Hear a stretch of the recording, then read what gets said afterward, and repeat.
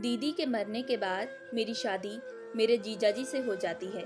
मैं अभी शादी बिल्कुल भी नहीं करना चाहती थी, लेकिन घर वालों की मर्जी थी कि मैं अपने जीजाजी के साथ शादी करूं। मैं सिर्फ 18 साल की हुई थी। मुझे शादी के बारे में कोई समझ नहीं थी।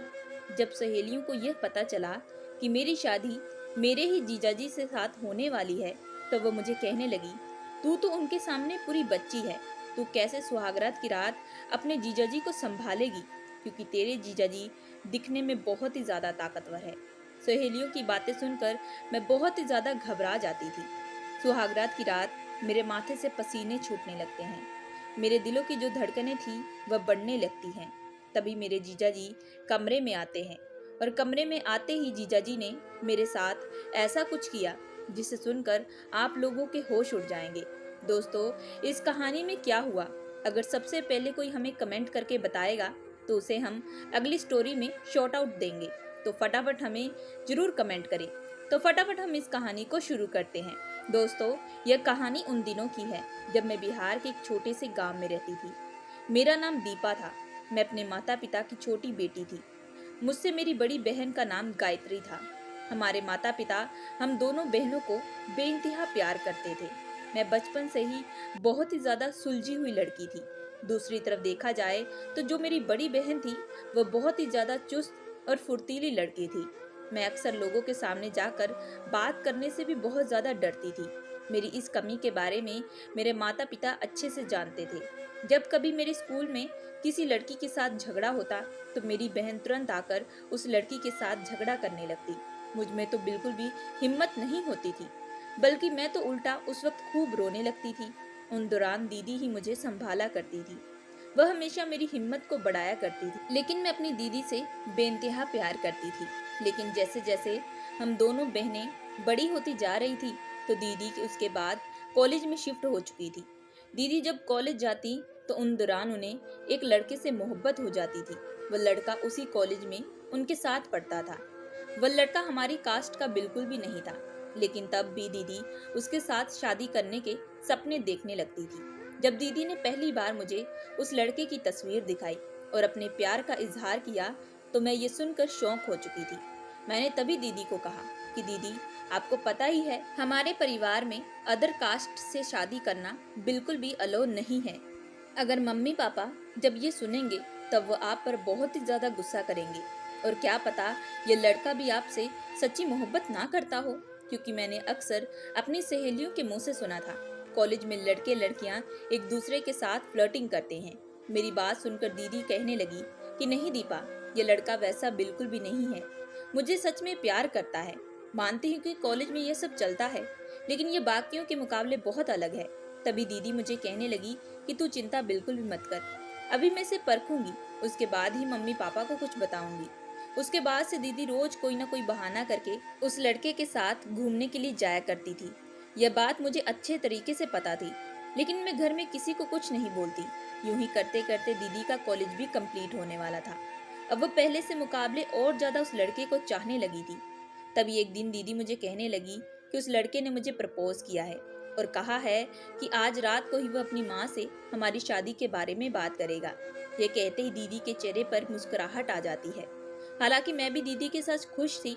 हम दोनों ही बस दूसरे दिन का इंतजार कर रहे थे। तभी उस लड़के का फोन आता है। कहने लगता है कि माँ पहले थोड़ा अदर कास्ट को लेकर गुस्सा कर रही थी, लेकिन अब मान चुकी है। हम लोग आज शाम को ही तुम्हारे घर आएंगे। फोन रखने के बाद ही दीदी तुरंत मुझे अपने गले लगा ली। वो आज बेहद खुश थी। तभी उसने घर में मम्मी पापा को भी उस लड़के के बारे में बताया। लेकिन पापा अब ये बात सुनकर बड़ा ही गुस्सा कर रहे थे। कहने लगे कि नहीं नहीं, मैं तुम्हारी शादी एक बहुत ही अच्छे लड़के के साथ करवाने के बारे में सोचा था, लेकिन तुमने तो अपनी पसंद का ही लड़का देख लिया, और वह भी अदर कास्ट है। मैं अपनी बेटी की शादी किसी और घर में बिल्कुल भी नहीं करूंगा। पापा का ये जवाब सुनकर दीदी खूब रोने लगी। तभी माँ पिताजी को समझाने लगी कि हमारी बेटियों की खुशी जहाँ होगी हम वहीं ही उनकी शादी करेंगे। अगर लड़का और उसका परिवार बिल्कुल अच्छा ना हुआ तो हम हरगिज बिल्कुल भी इस रिश्ते के लिए नहीं मानेंगे। लेकिन एक बार उस लड़के से मिल जरूर लेना चाहिए, ताकि हमें पता चल सके कि वह लड़का कैसा है। माँ की ये बातें सुनकर मैं और दीदी खुशी से झूम उठते हैं। दीदी तो तुरंत कमरे में चली गई और शाम की तैयारियां करनी शुरू कर दी। आज दीदी ने शाम के लिए एक बहुत ही सुंदर सा सूट पहना था। दीदी की खुशी देखकर मैं भी अंदर ही अंदर बहुत ही ज्यादा खुश थी। जैसे ही शाम को वो लड़का आया जिसका नाम विहान था। विहान अपनी माँ के साथ हमारे घर पर आया था। विहान के चेहरे पर एक खुशी साफ झलक रही थी। उसकी आंखों में भी दीदी के लिए बेपनाह प्यार नजर आ रहा था। लेकिन दूसरी तरफ अगर देखा जाए तो उसकी माँ बिल्कुल उदास थी। ऐसा लगता था कि जैसे उन्हें जबरदस्ती यहाँ पर लाया गया हो। तभी विहान मेरे पिताजी से दीदी का हाथ मांगने लगता है और इस बात पर उसकी माँ ने भी रजामंदी जताई थी। पिताजी ने तो साफ साफ कह दिया कि हम दोनों ही परिवार अलग कास्ट के हैं। क्या आपको कभी आगे चलकर इससे कोई परेशानी तो नहीं होगी, क्योंकि मैं अपनी बेटी से बहुत ही ज्यादा प्यार करता हूँ और मैं बिल्कुल भी नहीं चाहता कि कल को मेरी बेटी को कोई चीज की परेशानी आए या फिर आप उसे कोई चीज के ताने दें। इस बात पर विहान की माँ कुछ देर के लिए शांत हो चुकी थी, लेकिन तभी अचानक वह कहने लगी कि नहीं नहीं, ऐसी कोई बात नहीं है, मुझे इससे कोई भी परेशानी नहीं है। मैं आपकी बेटी को स्वीकार करने के लिए तैयार हूँ। मेरा बेटा जिस लड़की के साथ खुश है, मुझे उससे कोई दिक्कत नहीं है। मैं इस रिश्ते के लिए तैयार हूँ, बस आप लोगों की रजामंदी चाहिए। मेरे पिताजी ने फिर कुछ सवालात पूछे। उसके बाद उन्होंने कुछ दिन का वक्त लिया। विहान और उसकी माँ वहां से जा चुके थे। अब दीदी तो बहुत ही ज्यादा खुश हो चुकी थी। अब अक्सर रात को दोनों घंटों घंटों तक बातें किया करते थे। और फिर एक दिन अचानक ही पिताजी कहने लगे, मैं इस लड़के के बारे में पता किया था। वह लड़का अच्छा है। उसके पिता का खुद का कारोबार है। उसके पिता की मौत 5 साल पहले ही हो चुकी थी। उसके बाद उसकी माँ ही सब कुछ संभाल रही थी। मैं इस रिश्ते के लिए राजी हूँ। ये सुनते ही हम दोनों बहनें खुशी से झूम उठी थी। तभी लड़के वालों को शाम तक बुलाया गया था और शादी का दिन भी फिक्स कर दिया गया। मेरी दीदी की शादी का मुहूर्त सिर्फ 2 दिन के बाद निकला था और फिर 2 दिन के बाद उन दोनों की शादी पक्की कर दी गई थी। अब पूरे घर को अच्छे तरीके से सजाया गया था। घर में पूरा माहौल शादी वाला बना हुआ था। दीदी अपनी शादी के लिए बहुत ही ज्यादा एक्साइट थी। उसने अपनी शादी के लिए बहुत सारी शॉपिंग भी कर ली थी। फिर 2 दिन के बाद दीदी की शादी भी हो चुकी थी। फिर दीदी विदा होकर अपने ससुराल चली गई थी। उसके बाद ससुराल में दीदी का कैसे स्वागत किया गया, इस बारे में मुझे कुछ भी मालूम नहीं। मैं दीदी के बगैर बिल्कुल भी नहीं रह पा रही। इसी वजह से शादी के पूरे 4 दिन बाद मैं अपनी दीदी से मिलने के लिए उनके घर चली गई। दीदी मुझे देखकर बेहद खुश हो चुकी थी। वो मेरा हाथ पकड़कर मुझे अपने कमरे में ले गई। मैंने तभी दीदी से पूछा कि दीदी, आप अपने पति के साथ अब तो खुश होंगी। ये सुनते ही दीदी के चेहरे पर एक बहुत बड़ी मुस्कुराहट आ चुकी थी। लेकिन तभी मैंने दीदी से सवाल किया कि जब मैं इस घर के अंदर आई थी तो आपकी सास मुझसे मिलने के लिए नहीं आई। मेरी बात सुनते ही दीदी मुझे कहने लगी कि मुझे भी कुछ मालूम नहीं। शादी के बाद जैसे ही मैं इस घर में आई हूँ, उनका जो व्यवहार है मेरे प्रति काफी बदल चुका है। वो मुझसे खुलकर बात नहीं करती। हालांकि मुझे यहाँ पर आए हुए पूरे 4 दिन बीत चुके हैं। उनके चेहरे पर मुझे आज तक कोई खुशी भी नजर नहीं आती थी। मुझे तो हमेशा ऐसा लगता है कि जैसे वो मेरी शादी से खुश बिल्कुल भी नहीं है। पता नहीं अब वजह क्या है, लेकिन मैं अपने पति के साथ बेहद खुश हूँ। मेरा पति मेरा बहुत ख्याल रखता है। ये सुनकर मैं भी दीदी को आगे कुछ सवाल नहीं किया। उसके बाद दीदी के साथ मैंने कुछ दिन वहीं पर बिताए। हम दोनों ने खूब इंजॉय किया। जीजा जी भी हमें बाहर लेकर घुमाने के लिए लेकर जाया करते थे। सच में मेरे जो जीजा जी थे वो एक जेंटलमैन। उसके कुछ दिन बाद मैं दीदी के ससुराल से वापस अपने घर आ चुकी थी। अब घर आकर मैंने अपनी पढ़ाई पर ध्यान देना शुरू कर दिया था। अब मैं दीदी से अक्सर फोन पर बातें किया करती थी। लेकिन तभी हमें एक दिन पता चला कि दीदी माँ बनने वाली है। यह खबर सुनते ही घर के सभी लोग खुशी से झूम उठे थे। अब हमारे घर में एक नन्हा मेहमान आने वाला था। इस बात से तो मैं बेहद खुश थी। माँ भी कभी कभार दीदी से मिलने के लिए उनके ससुराल जाया करती थी और प्रेगनेंसी के दौरान जो खाने के लिए लड्डू दिए जाते हैं वो उन्हें देकर आया करती थी, ताकि माँ और बच्चा दोनों हेल्दी हो। एक दिन मैं भी दीदी से मिलने के लिए उनके ससुराल चली गई। जब दरवाजा दीदी की सास ने खोला तो मैंने सर झुकाकर उनसे नमस्ते की, लेकिन उन्होंने मेरी कोई बात का जवाब नहीं दिया और फिर चुपचाप अपने कमरे में चली गई। मुझे समझ में नहीं आता था कि आखिर दीदी की सास इस तरीके से व्यवहार क्यों करती है। कभी भी आकर उन्होंने खुशी से हमारे साथ बात नहीं की। लेकिन खैर, मैं ज्यादा उस बात पर ध्यान नहीं दी और चुपचाप दीदी के कमरे में चली गई। दीदी कमरे में लेटी हुई थी। वह उन्हें अपने हाथों से खाना खिला रहे थे। यह देखकर मैं बेहद खुश थी। और मन ही मन सोच रही थी कि पति हो तो ऐसा जो पत्नी की हमेशा सेवा करता रहे। कमरे में आते ही जीजा जी दीदी को अलविदा करके अपने ऑफिस के लिए निकल गए थे। मैं दीदी के बगल में जाकर बैठ चुकी थी। मैंने आज फिर उन्हें उनकी सास के बारे में कहा, लेकिन तभी दीदी ने मेरी बात को घुमा दिया और कहने लगी, तो ये सब बातें छोड़ और यह बता घर में मम्मी पापा कैसे हैं। मैं समझ चुकी थी कि दीदी बातों को घुमा रही है। इसी वजह से मैंने इस बात पर और ज्यादा ध्यान नहीं दिया और बात को इग्नोर कर दिया। दीदी के साथ रहकर मैंने कई घंटे तक बात की। हम दोनों बहनें बहुत खुश थी। आने वाले बच्चे को लेकर हम दोनों बहनों ने कई सारे सपने भी सजाए थे। दीदी से मिलने के बाद मैं वापस अपने घर आ चुकी थी और इसी तरीके से समय भी बीतने लगा था। अब मैं भी कॉलेज में शिफ्ट होने लगी थी और तभी एक दिन हमें यह खबर मिली कि दीदी सीढ़ियों से फिसल चुकी है और अभी उसका आखिरी महीना भी चल रहा था। ये बात सुनकर हम सभी जन बहुत ही ज्यादा परेशान हो जाते हैं। हम सभी तुरंत भागते हुए अस्पताल पहुंचते हैं। तभी हमने जीजा जी को देखा। वो बहुत ज्यादा रो रहे थे। मेरे पिताजी उनसे सवालात करने लगते हैं। जीजा जी कहने लगते हैं कि मुझे कुछ मालूम नहीं, मैं तो ऑफिस गया था। मुझे अचानक ही माँ का फोन आया और कहने लगे कि गायत्री सीढ़ियों से गिर चुकी है। शायद किसी काम के लिए वह किचन में जा रही थी और उसका पांव फिसल चुका था और डॉक्टर ने अब बताया है कि पेशेंट अभी बहुत ज्यादा खतरे में है। बस आप सभी मेरी पत्नी और बच्चे के लिए दुआ करें। ये बात सुनकर मैं और मेरे पिताजी बहुत ही ज्यादा परेशान हो चुके थे। फिर काफी घंटे की देरी के बाद नर्स ने जीजा जी के हाथ में एक बच्चा लाकर दे दिया। बच्चे को देखकर तो सभी खुश हो गए थे। जब जीजा जी ने अपनी पत्नी के बारे में नर्स से पूछा तो नर्स ने गर्दन झुकाकर कहा कि हमें माफ कर दीजिए, हम माँ को नहीं बचा पाए।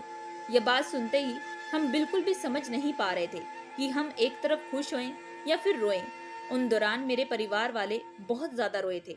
मेरे पिताजी तो बार बार कहते थे कि मेरी बेटी के साथ क्या हो गया, वह कितनी खुश थी अपनी शादी के बाद। माँ भी कहने लगी कि अब इस नन्हे से बच्चे को कौन संभालेगा, यह हमारी बेटी की आखिरी निशानी है। यह देखकर मैं बड़ी ही परेशान थी। उसके कुछ दिन तक तो घर में यही माहौल बना पड़ा था। हर तरफ सबके चेहरे पर उदासी छाई थी। कोई रो रहा था, कोई दीदी को याद कर रहा था। दीदी के जाने के बाद हमने तो घर में खाना पकाना ही छोड़ दिया था। घर में सिर्फ एक उदासी छाई रहती थी। तभी पूरे एक हफ्ते के बाद मेरे जीजा जी बच्चे को लेकर घर पर आए थे। बच्चे के आने से हमारे घर में खुशियों की किलकारियां गूंजने लगी थी। लेकिन जीजा जी तभी मेरे माता पिता से कहने लगे कि मैं इस बच्चे को अकेला बिल्कुल भी नहीं संभाल पा रहा हूँ। इस वक्त इसे एक माँ की जरूरत है और मेरी माँ ये चाहती है कि मैं किसी और लड़की से शादी कर लूँ ताकि इस बच्चे को माँ की ममता भी मिल सके। ये बात सुनते ही मेरे पिताजी तुरंत गुस्सा होने लगे। कहने लगे कि नहीं नहीं, मेरी बेटी को गए हुए अभी एक महीना भी नहीं हुआ और तुम दूसरी शादी के बारे में बात कर रहे हो। तुम तो उससे बेपनाह प्यार करते थे। तभी जीजा जी उन्हें प्यार से समझाने की कोशिश करते हैं। तब मेरे पिताजी को यह बात भी सही लगती है, लेकिन उन्होंने ये सवाल किया, आज के जमाने में कोई दूसरी औरत किसी और के बच्चे को एक माँ जैसा प्यार बिल्कुल भी नहीं दे सकती और जो ये बात कहेगा मैं उसकी बात पर बिल्कुल विश्वास नहीं करूंगा। तुम तो अपनी जिंदगी में आगे बढ़ जाओगे अपनी पत्नी के साथ, लेकिन उसके बाद मेरी नाती के साथ क्या होगा, वही जो हर एक बच्चे के साथ होता है। फिर शादी के बाद उसकी सौतेली माँ उसे परेशान करती रहेगी, अपने बच्चे को प्यार देगी। नहीं नहीं, मैं ये सब बिल्कुल भी होने नहीं दे सकता। मुझे अपनी नाती से बहुत प्यार है। तभी जीजा जी ने कहा, फिर आप ही बताएं कि मैं आखिर क्या करूं। मैं खुद अपनी पत्नी का दर्जा किसी और को नहीं देना चाहता। मैं खुद किसी और लड़की से शादी नहीं करना चाहता। पिताजी तभी माँ को लेकर कमरे में चले गए। मैं बाहर बच्चे को गोद में उठाकर बैठी थी। जैसे ही माँ और पिताजी दोनों कमरे के बाहर आए तो उन्होंने ये फैसला किया कि हम अपनी छोटी बेटी दीपा की शादी आपके साथ करवाना चाहते हैं। ये बात सुनकर मैं तो हैरान रह चुकी थी। किसी ने मुझसे इस फैसले के बारे में पूछा भी नहीं। शादी करने के बारे में मैं सोच भी नहीं सकती थी। तभी जीजा जी कहने लगे, दीपा को अभी इतनी समझ नहीं है, वह कैसे इस शादी को संभालेगी और इस बच्चे को। पिताजी ने कहा कि इस बच्चे को किसी और औरत के हाथों में वह नहीं सौंप सकते। ये मेरी बेटी की आखिरी निशानी है। दीपा धीरे धीरे सब कुछ सीख जाएगी। तभी जीजा जी कहने लगे कि ठीक है, आप जैसा कहेंगे मैं करने के लिए तैयार हूँ। इस वक्त मेरे पिताजी ने शादी करने का फैसला भी कर दिया और वह भी अगले ही दिन। जीजा जी के जाने के बाद मैं खूब रोने लगी थी। माँ मुझे समझाने लगी कि बेटी, तू हमारी बात को अच्छे से समझ। हम जो कर रहे हैं तेरी बहन के बच्चे के लिए बेहतर कर रहे हैं, और वैसे भी तू किसी और से तो प्यार बिल्कुल नहीं करती। अगर करती है तो बोल, हम तुरंत इस शादी के लिए इनकार कर देंगे। मुझे आज तक किसी भी लड़के से प्यार नहीं हुआ था। तो दूसरी तरफ जब मैं इस बच्चे के बारे में सोच रही थी तो मुझे भी मेरे माता पिता का ये किया फैसला सही लग रहा था। लेकिन मुझे शादी के बारे में कोई समझ नहीं थी। मुझे खाना तक भी नहीं बनाना आता था, तो मैं कैसे क्या करूंगी। मुझे बच्चे को संभालना भी नहीं आता। पिताजी ने दूसरे ही दिन बड़ी सादगी के साथ मेरी शादी जीजाजी के साथ कर दी। ससुराल में मेरी सास ने मेरा स्वागत बिल्कुल भी नहीं किया था। ये देखकर मैं हैरान थी। तभी जीजाजी, जो कि मेरे अब पति बन चुके थे, वो मुझे सीधा अपने कमरे में ले गए। मुझे उस वक्त बहुत ज्यादा घबराहट सी होने लगी थी। जिसे कुछ दिन पहले ही मैं जीजाजी जीजाजी कहती थी, आज वो मेरे पति बन चुके थे। मैं अभी इस रिश्ते को बिल्कुल भी अपना नहीं पा रही थी। मुझे कुछ वक्त चाहिए था। लेकिन तभी मुझे डर भी लगने लगा कि पता नहीं मेरे पति आज की रात मेरे साथ क्या करेंगे। मैं वही बिस्तर पर जाकर बैठ चुकी थी। तभी मेरे पति करीब आए और आते ही उन्होंने मेरे पीछे से एक तकिया और एक चादर ले ली और फिर सोफे पर जाकर लेट चुके थे। अपने पति का यह व्यवहार देखकर मैं बड़ा ही चौंक गई थी। मुझे कहीं ना कहीं उम्मीद भी थी कि मेरे पति भी मेरे साथ ऐसा कोई रिश्ता अभी नहीं बनाना चाहते, क्योंकि वह भी मेरी बहन से बेइंतहा प्यार करते थे। मैं भी उसके बाद चुपचाप अपने बिस्तर पर जाकर लेट चुकी थी। हालांकि मुझे बिल्कुल भी नींद नहीं आ रही। अजीबो गरीब से ख्यालात मेरे दिमाग में चलने लगे थे कि अब मेरी जिंदगी में आगे क्या होगा। यूं ही करवटें लेते लेते मुझे कब नींद आ चुकी थी मुझे कुछ भी मालूम नहीं। दूसरे दिन जब मेरी आंख खुली तो देखा कि मेरे पति तैयार होकर ऑफिस के लिए जाने वाले थे। तभी वह मुझे धीमी आवाज से कहने लगे कि दीपा, अपना और बच्चे का ध्यान रखना। कभी भी कोई चीज की परेशानी हो या जरूरत हो तो मुझे तुरंत फोन कर देना। मैंने भी सर झुकाकर उन्हें हाँ कह दिया। मैं तुरंत उठकर फ्रेश हुई और किचन में चली गई। तभी मैंने देखा कि सास गुस्से से नाश्ता बना रही थी। दूसरी तरफ बच्चा जो था वह जोरों से रोने लगा था। मैं तुरंत उसे गोद में उठा ली और उसे चुप कराने लगी। उस वक्त मुझे सास जो थी अजीब नजरों से देखने लगी। मुझे समझ में नहीं आ रहा था कि आखिर मेरी सास इस तरीके का व्यवहार क्यों करती है। उनके चेहरे पर आज तक मैंने कभी भी कोई खुशी नहीं देखी थी। मैं उसके बाद सीधा बच्चे को लेकर अपने कमरे में चली गई। मैंने माँ को फोन किया क्योंकि मुझे बच्चा संभालना बिल्कुल भी नहीं आता था। माँ मुझे रोज फोन में कुछ न कुछ टिप्स जरूर बताया करती थी, जिससे बच्चा संभालने में मुझे काफी आसानी भी होती थी। और कभी कभार वो मुझसे मिलने के लिए मेरे ससुराल भी आ जाया करती थी। उस वक्त माँ मुझे कहती कि बेटी, मैं जानती हूँ कि ये मुझे पूछना बिल्कुल भी नहीं चाहिए, लेकिन मुझे पता है कि तुम दोनों पति पत्नी में वह वाला रिश्ता अभी बिल्कुल भी नहीं बना होगा, लेकिन तुम दोनों को ही अब आगे बढ़ना चाहिए। अगर तुम्हारा पति इस रिश्ते में एक हाथ आगे नहीं बढ़ा रहा तो तुम्हें ही कोशिश करनी चाहिए। बेटी, मैं इस वजह से ये सारी बातें बोल रही हूँ क्योंकि मैं चाहती हूँ कि तू भी अपनी जिंदगी में खुश रहे। तुझे सिर्फ यह न लगता रहे कि तूने सिर्फ इस बच्चे की खातिर उस आदमी से शादी की है जिसे कल को तुम उसे जीजाजी कहती थी। मैं तुम दोनों को पति पत्नी जैसा देखना चाहती हूँ, तुम दोनों में प्यार देखना चाहती हूँ। ये बात सुनते ही मेरी आंखों से आंसू आने लगे थे। मैंने कहा कि माँ, मुझे अभी कुछ वक्त लगेगा।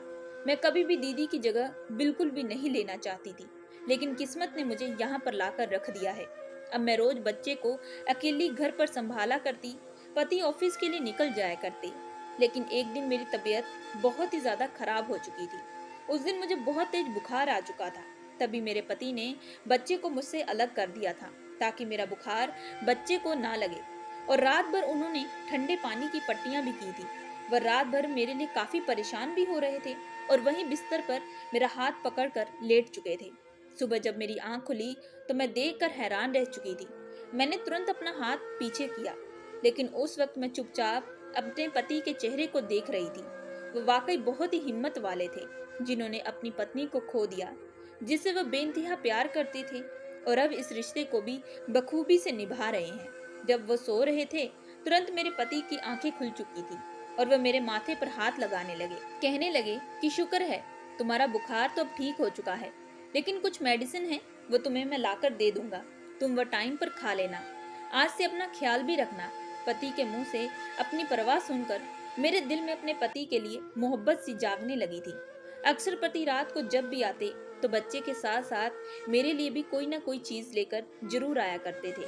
अब हफ्ते में वह एक बार हम दोनों को घुमाने के लिए बाहर लेकर जाया करते थे। एक दिन मेरे पति मेरे लिए साड़ी लेकर आए थे।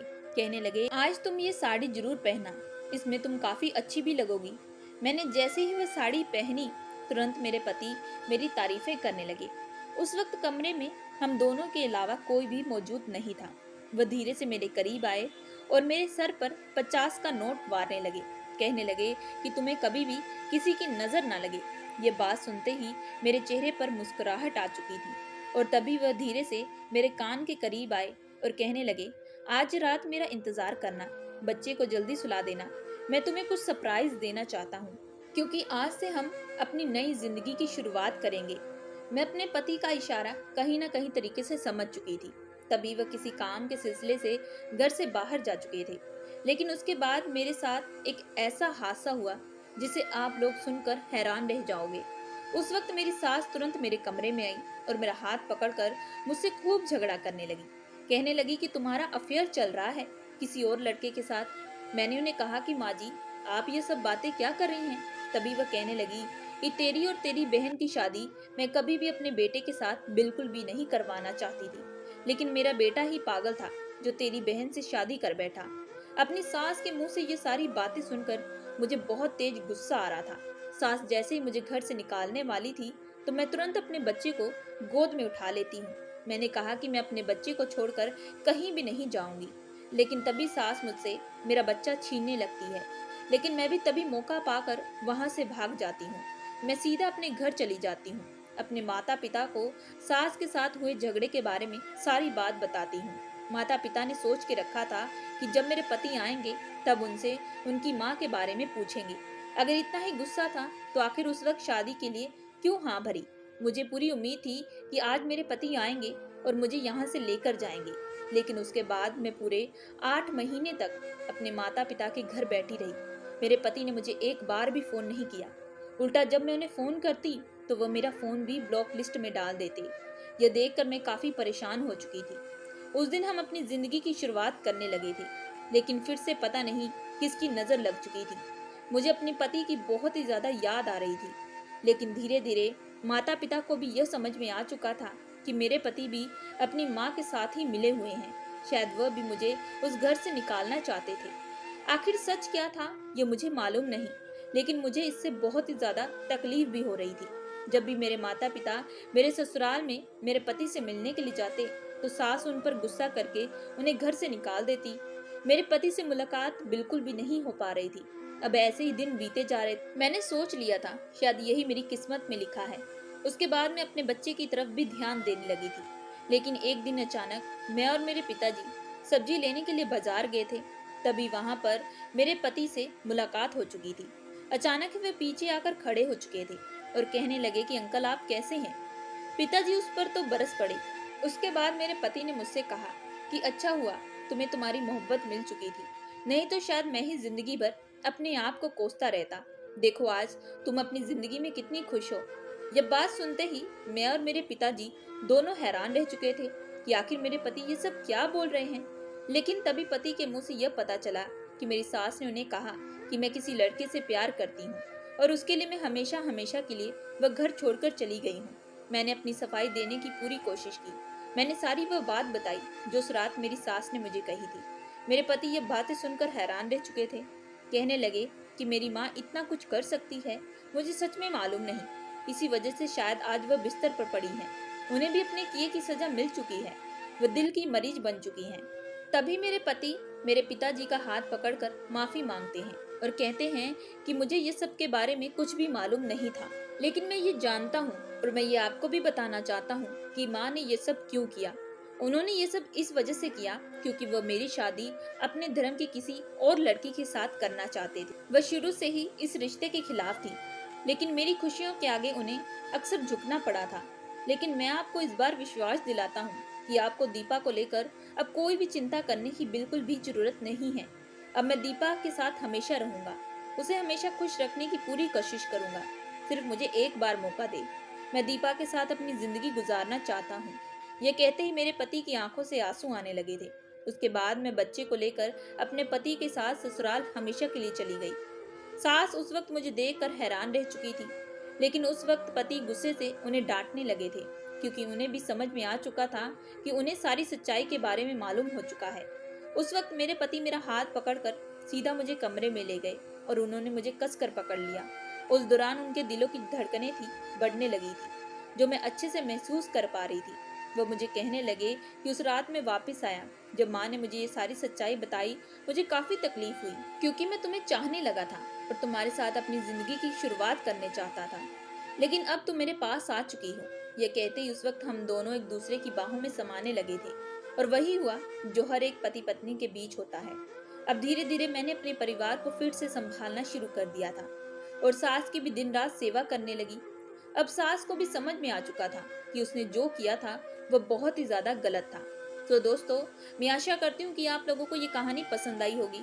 अगर आप लोगों को ये कहानी पसंद आई है तो प्लीज हमारे चैनल को लाइक एंड सब्सक्राइब जरूर करिएगा एंड बेल आइकन का बटन जरूर दबाइएगा।